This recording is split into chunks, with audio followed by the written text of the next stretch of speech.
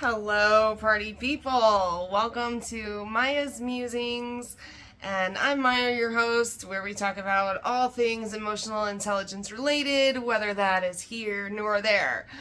Today, we're just going to talk about decluttering. Yay! Who doesn't love to clean, right? So I know better than anyone because I am a housekeeper. I have my own small business, which is a housekeeping business, and I really enjoy cleaning for many of my clients, but it's totally different when you get to your own house.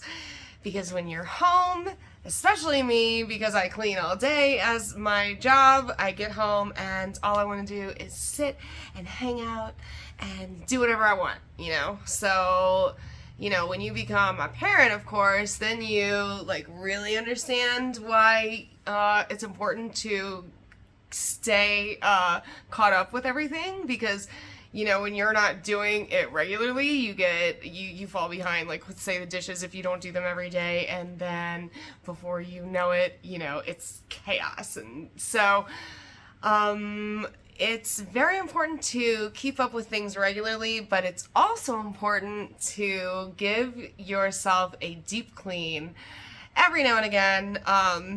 And deep cleans are like everything from top to bottom. So you would start at the top, which is like your fans, dust your fans, and then the tops of, your highest surfaces, and then you just work your way all the way down until you then clean the floor.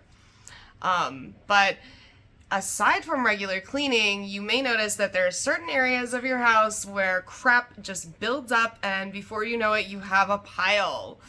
And this is very typical with everyone. Don't worry, you're not the only one. I clean lots of houses, and every single house that I clean has their own piles. So, my house included, I have piles that accumulate in certain places, like maybe my kids' area where we keep all their artwork. That piles up quickly. There's the area by the fireplace for some reason, like that brick area. I end up piling, it's like toys or books and stuff on that. Our bar, we have a bar when you first walk in, and it's just that surface, when you first walk in the door, so you're putting a bunch of stuff there, and so it's endless, and it ends up being like even inside your closets and your cabinets and your bathrooms, it's like things just build up over time and everything is a mess eventually.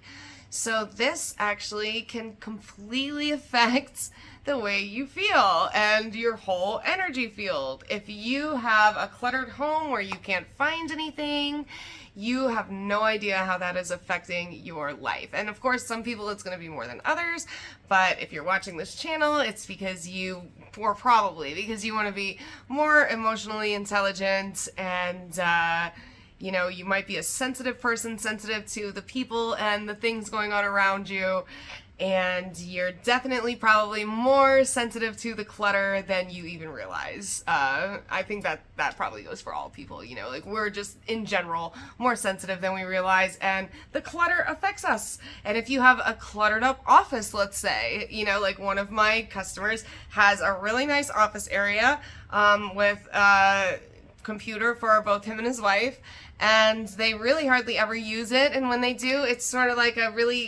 it's just like a stagnant kind of energy in there, because there's a bunch of boxes and just crap that's been sitting there forever.